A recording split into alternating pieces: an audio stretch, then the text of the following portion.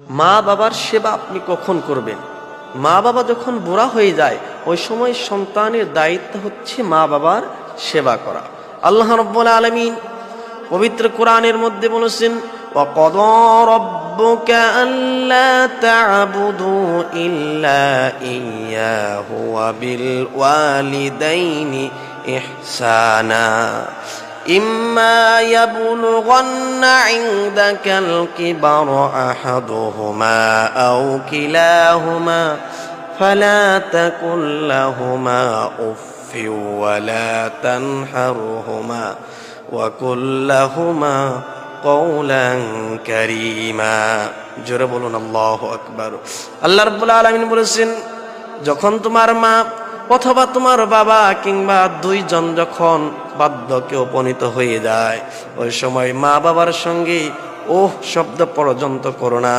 ওহ শব্দ পর্যন্ত করলে যদি মা বাবা মনক্ষুণ্ণ হয়ে যায় তাহলে আল্লাহ রাব্বুল আলামিনের জাহান্নাম ছাড়া তোমার কোনো উপায় নাই। মা বাবার সেবা আপনার করতে হবে। কেন আপনি মা বাবার সেবা করবেন না? একটা সময় ছিল আপনি যখন ছোট ছিলেন মা বাবা আপনাকে রেখে খাবার খায় নাই, আপনাকে রেখে কখনো ঘুমাতে যায় নাই। মা বাবা যখন বৃদ্ধ হয়ে যায়, অনেক সন্তানকে দেখেছি মা বাবার সেবা করতে চায় না। শীতকালে মা বাবাকে গোয়াল ঘরের মধ্যে রেখে দেয়, নিজে তার স্ত্রী সন্তানকে নিয়ে ল্যাপ কম্বল জাজিম গায়ে দিয়ে আরামে ঘুমায়। ওই সমস্ত সন্তানের উপর আল্লাহ তাআলা লানত। কারণ নবীজি বলেছেন, মা বাবা যদি সন্তানের উপর রাজি খুশি থাকে আল্লাহ তাআলা তার উপর রাজি খুশি হয়ে যান।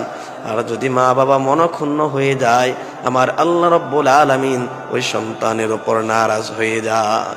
মা বাবার খেদমত আপনার করতে হবে। আপনি যখন ছোট শিশু ছিলেন ওই সময় তো মা বাবা আপনার খেদমত করেছেন। এখন আপনি ইয়াং, আপনার মা বাবা এখন বৃদ্ধ হয়ে গিয়েছে, আপনার উচিত হচ্ছে মা বাবার সেবা করা। আপনি আপনার স্ত্রীকে বলে দিবেন, ও পানের স্ত্রী শোনো,